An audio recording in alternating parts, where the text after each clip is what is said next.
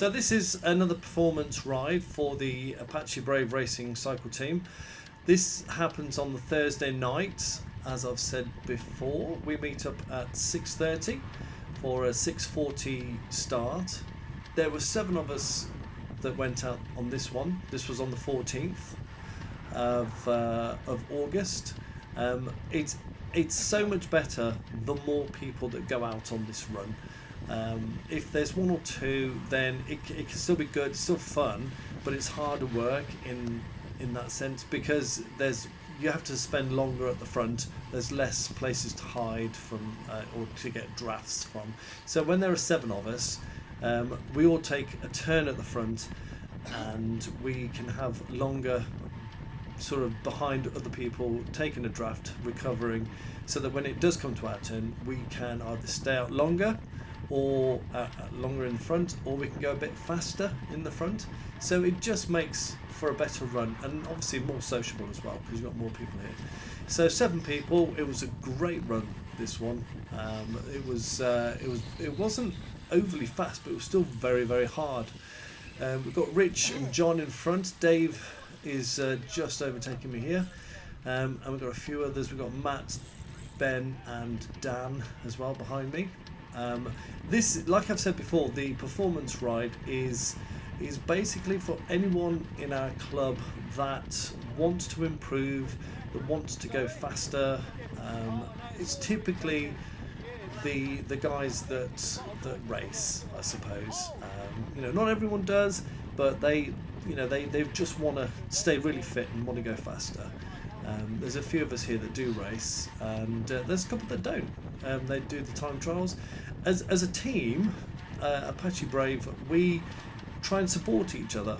We all sort of go to the races, go to the time trials to either enter ourselves or to support the others, because we are a big sort of team, big family, if you like. And that's something that I've not really seen before in a club, because a lot of the clubs can be quite cliquey, especially the bigger clubs. They have sort of groups within groups within groups within groups, whereas we're just one big group, and we're all very friendly, and they're all nice guys. So that's one of the things that attracted me to Apache Brave Racing. Anyway, I've digressed. So we're going along, and there on this route, it's the short route, so it's about 18 miles. There are a couple of segments that we wanted to regain King of the Mountains. I think from memory, both were taken recently, so we're now out on the hunt to regain the KOM on a couple of segments on Strava. John just farts there, I think, or is he saying there's a car on the left? It's unsure at this point, but I think it was the car.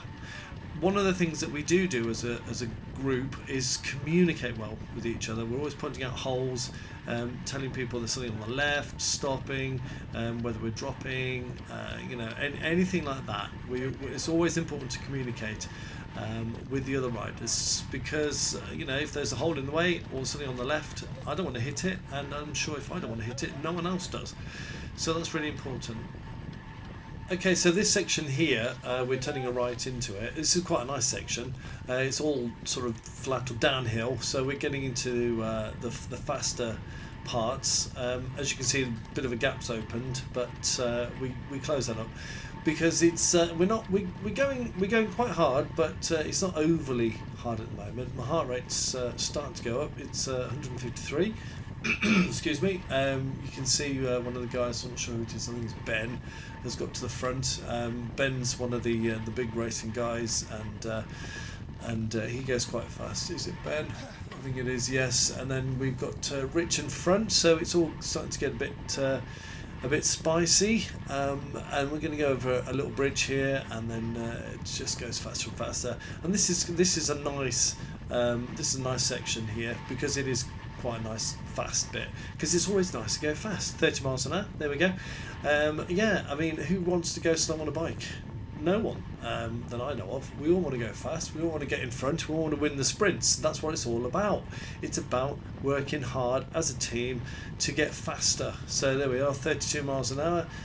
Rich is saying slow down because we're going left. And I already knew this because I've been on the route before, but you know, it's nice to be reminded. Be careful of the gravel on the corner, because that's always a dodgy bit.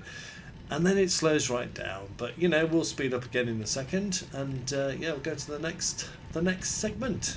Okay, so we're just coming off the dual carriageway here. We've just gone through well, on the outskirts of Bourse Common, and we're coming off left in a second, and this is the segment that we wanted to really conquer, to get hold of. So we're going to turn left here, and then it's all guns a blazing basically.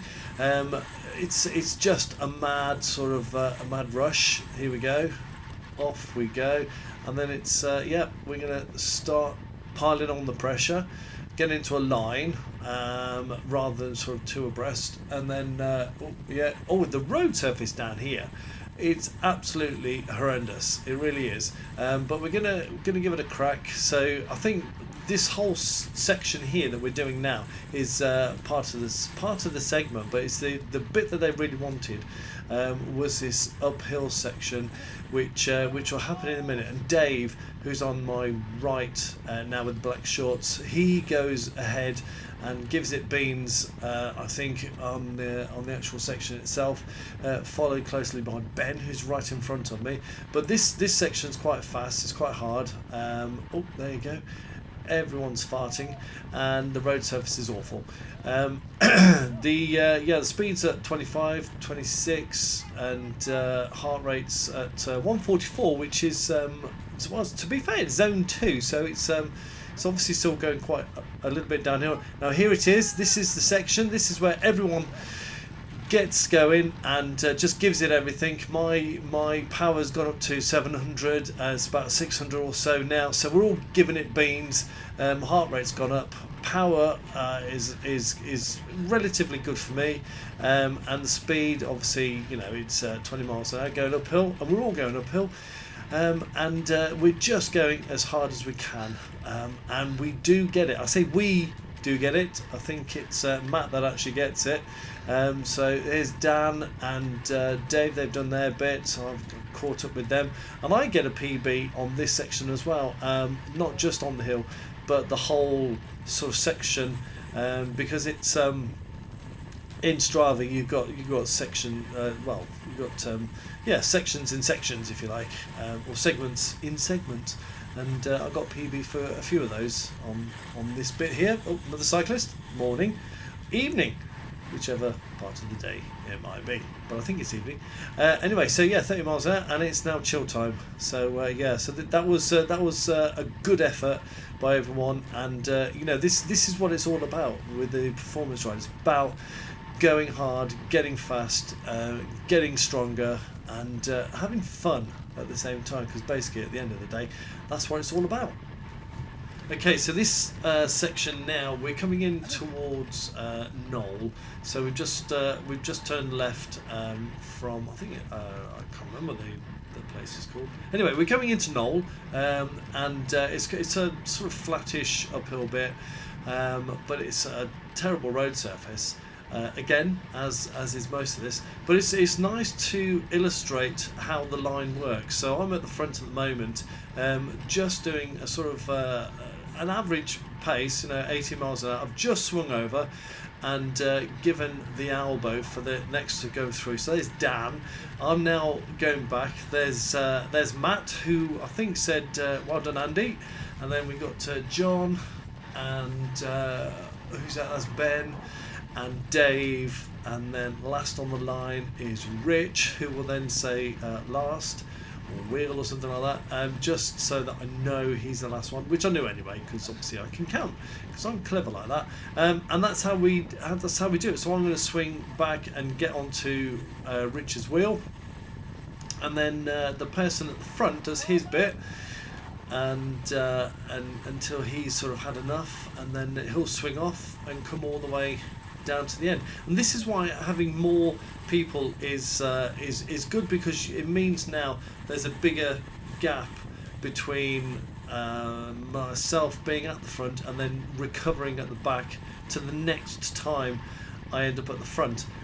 So I've got more time to recover, And following, I mean, you know, I may be telling you how to suck eggs, but when you follow someone, you basically save sort of up to 40% by drafting, so they protect you from the wind. Going on an uphill bit now, and I go on the wrong side of John. Don't know why, but I nearly got squeezed off the road. But yeah, so you know, going behind people, you recover by drafting, using their draft, because they cover you from the wind. So you do save a lot of power, a lot of effort, so you can recover. And the more people in front of you, the more recovery you have. Now Dan's slowed quite a lot down because he's just been at the front. So when you do come off the front, you are a bit knackered. So that's the reason why he's sort of going backwards as such, because he's normally a very strong rider, but he's just had his turn at the front. John's gone ahead, as has everyone else, and I'm at the back just because I'm a big boy, and you know, I haven't got the strength really at the moment, but I'm managing to hang on to Dan, which was key for me, just hanging on, because you know, as long as you're hanging on to someone and you're not off the back, you can always get on. If you're on your own off the back, then it's more difficult to get back on. I mean, I'm saying this as if it's a race. It's you know, it wouldn't matter, because they would they'd look back and they'd see that I was dangling off the back or miles away, and they'd stop. And more holes. Careful. Yes, the government really should sort these roads out, because they're a bit crap. So yeah, so this is the next kicker, and then after this little climb, it's into Knoll, and the fast bit that goes from Knoll into Temple Borsal and then Borsal Common, which is really fast. So we'll get to that bit now. Working hard. Okay, so we've just gone through Knoll, and we're now on the road to Temple Borsal. Now this is the one of the faster sections. It's all pretty much flat or downhill. So because we turned left, there are a couple of gaps forming. There are two riders in front, which I believe it's Dan and Matt, and Dave's got to try and sort of get the gap, and Ben's gone past me, and he's got to try and bridge that gap as well, and I'm trying to keep up with him. So now the speed's going up slightly, 25-26 miles an hour. My heart rate's at 160, so it's all starting to get a bit harder. But soon, this bit's a little bit flatter, but soon it's really going to kick off, and everyone's going to be giving it some beans. You can see the line in front of me every now and again as I pop out. You can see it in front. And it looks really good, because we're all wearing pretty much the same outfit, the same uniform, and it looks absolutely fantastic. It looks really good. Looks good. The whole team together, as Ben saying, "Watch your left." Now with 31 miles an hour, and my heart rate's 165, so it's going hard. Now one interesting thing that you'll see is that my power on the left hand side was nothing then, so I'm obviously freewheeling.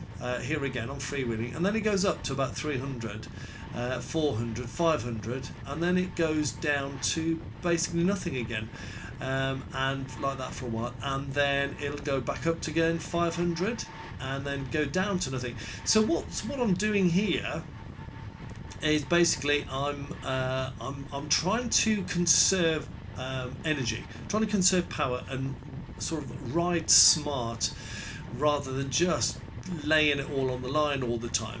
So I'm trying to I'd use enough power to get onto Ben's wheel by you know, so I'm sort of half a wheel length away, and then as soon as I'm like half a wheel length away, I'll stop pedaling and give myself just that small enough break to recover a little bit, and then I'll start putting the power down, because by you know, that couple of seconds of no pedaling, I will start to lose his wheel again. So I'll need to then put the power down to get his wheel again. So that's why it goes back up to like 500-600 watts. So in essence, I'm kind of doing interval training here. So it's 500-600 watts and then nothing, then 500-600 watts and nothing.